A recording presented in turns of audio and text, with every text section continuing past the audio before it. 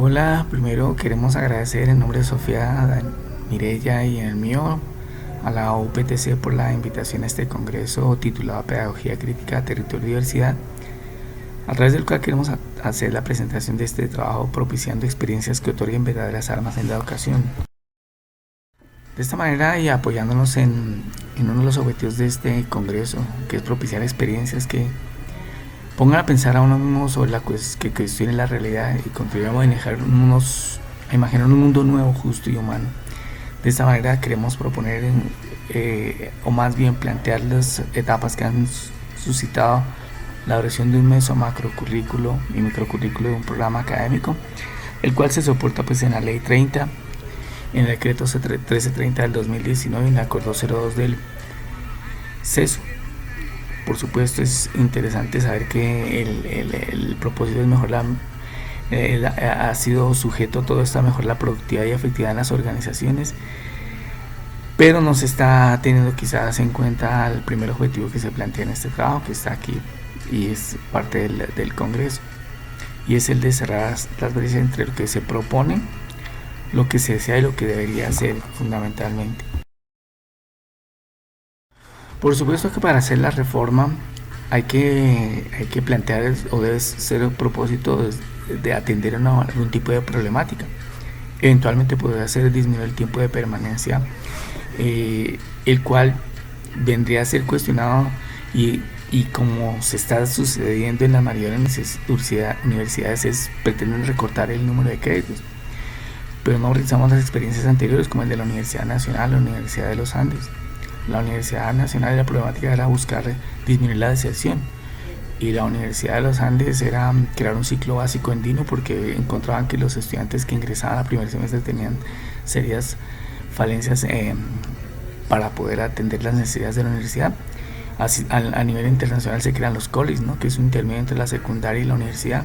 Nosotros aquí pretendemos es disminuir la permanencia, pero recortando los créditos sin saber cómo.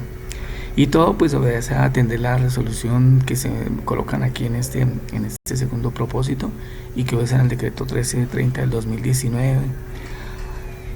Y por supuesto deben atender también a revisar, ¿no?, a hacer un sondeo de qué esperan las organizaciones externas, de que reúnen a las universidades, evaluar qué otros programas académicos similares, qué es lo que están haciendo, escuchar a los empresarios, a los egresados, y no simplemente pensar en recortar los créditos, porque pues eventualmente con nuestro sistema de educación secundaria no es suficiente.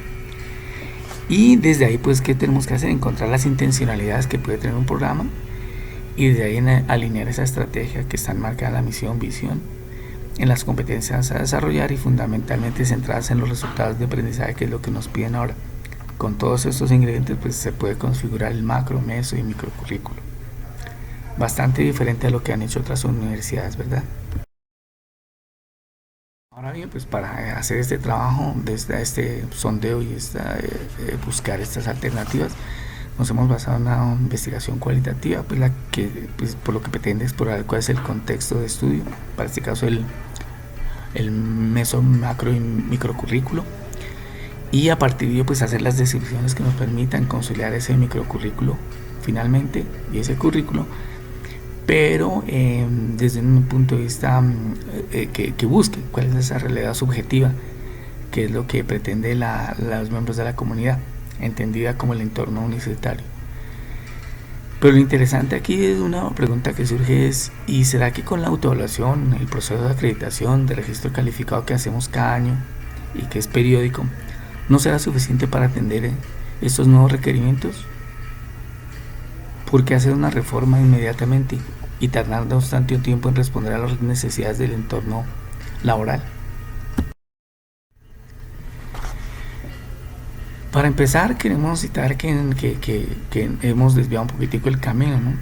Porque miren que aquí, como se plantea en el libro de Patiño, que se colocará al final de las referencias, dice que la universidad no entrena, que es el propósito que ha surgido después de la Segunda Guerra Mundial: entrenar a los futuros profesionales, cuando el propósito debería ser educarlos.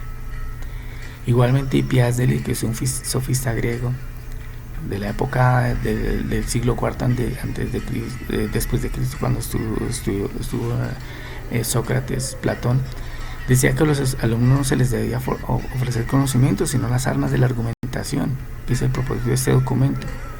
Y eso sí lo propiciaría generar una identidad a cada programa académico, a la universidad, y realmente permitiría atender las necesidades del entorno. Y para ello, pues lo que tenemos que hacer es mirar cómo está nuestro currículo.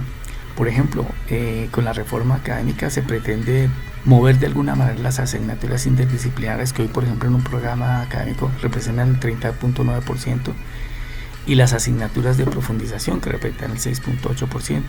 Sin embargo, la propuesta que se plantea es que esas asignaturas de libre elección, donde cabrían fundamentalmente las asignaturas interdisciplinares, de representar a lo más el 20%. Y entonces, ¿qué hacemos con los otros 37.7%? Entonces no queda otra sino las alternativas que se plantean aquí.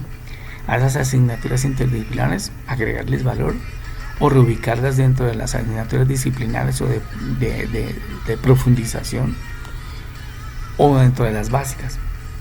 Y esas asignaturas de libre elección pues se debe estarlas evaluando permanentemente, y con eso ya sería suficiente, junto con la revisión anual de los temas de acreditación, para borrar ese concepto de estar haciendo reformas académicas cuando ya existen los instrumentos planteados. En este documento que se cita aquí, se ha hecho un análisis de cuáles son las expectativas de los alumnos, que es de donde se debe centrar la educación, y se encuentra que los alumnos, el 16% de ellos, se abruman con los cambios. Por supuesto, ellos llegan y se asustan con los cambios que se suscitan entre la educación secundaria y la universidad. Cambia completamente el sentido. Otros necesitan ser impulsados para aceptar ese cambio. Imagínense, es el 33%, bastante alto. Otros que creen que con lo que vienen de la secundaria es suficiente y con eso se van a defender en la universidad. Y finalmente hay unos que simplemente entran a los programas de pregrado a ver qué logran sacar de ahí. Bastante interesante estos datos que hemos obtenido de este documento que se cita aquí en esta presentación. Ahora bien, ya cuando vamos a entrar a mirar el diseño del currículo, pues hay varias fuentes de información. Entonces vemos que en la parte superior izquierda se hacen las consultas entre egresados, entre programas académicos similares, entre los empresarios y los mismos estudiantes candidatos a ingresar a una carrera. Luego ya se empieza a mirar evaluar o configurar las competencias genéricas, empieza a hacer el planteamiento del proceso pedagógico, se articula con esas competencias, se hace la secuencia de progresión de esas competencias y ese modelo pedagógico, para pues finalmente encontrar dos puntos de encuentro para los alumnos, que es revisar las competencias después de todo un proceso de actualización de programas y evaluar cómo les va con los resultados de las pruebas de logros que hace, por ejemplo, el Estado a los egresados. Aquí encontramos tres aspectos en donde pueden participar los alumnos. Uno, pues en la consolidación o redefinición del currículo del programa. Otra alternativa es cuando se resean las competencias entre lo que se planteó y lo que se ha logrado con ellos. Y finalmente, a través de los resultados de las pruebas, evaluar qué tanto efectivamente se ha logrado o satisfacer esas necesidades del entorno como tal. A manera de conclusiones, queremos decir que por supuesto todo esto nace de dos conceptos básicos: el perfil de ingreso, que lo estamos presentando aquí para una carrera de ingeniería específica, y el perfil de egreso que queremos tener de los alumnos. Consolidando estos dos elementos es de donde se debe constituir o está constituido todo el microcurrículo, el mesocurrículo y el macrocurrículo, atendiendo a estos puntos que aparecen aquí consolidados y las congruencias y divergencias que hay entre ellos. De esta manera sí vamos a lograr de verdad cuestionar y estar permanentemente atendiendo las verdaderas necesidades que se tienen y el modelo, la pedagogía que se debe impulsar desde las universidades y desde los programas académicos. Finalmente, pues aquí están las referencias donde tomamos la información para construir esta presentación. Están aquí las más relevantes, por supuesto en el documento van a estar completas. El libro de Toro, pues de donde se construyó la metodología de investigación. El documento de Díaz y de Delgado, en donde se muestran las habilidades blandas, las competencias, los resultados de aprendizaje, cómo fueron construidos. Y finalmente el tercer documento es donde se construyó cuál es la característica, el perfil de esos alumnos que pretenden ingresar a un programa académico, que fueron los que describimos con los porcentajes correspondientes y que son los que debemos atender nosotros para mirar qué sector de esa población debemos atender o prepararlo para atender el reto que es un programa de pregrado, y no simplemente generalizarlo como si todos llegaran con el mismo nivel de competencias como es el modelo actual de la OPTC. Finalmente les agradecemos por la atención prestada a esta presentación. Cualquier inquietud la pueden plantear pues ahorita inmediatamente después de la presentación de este trabajo, escriba este correo, y si no, pues esta presentación y otras similares las pueden encontrar en este canal de YouTube titulado Docente JB. Muchas gracias por su atención.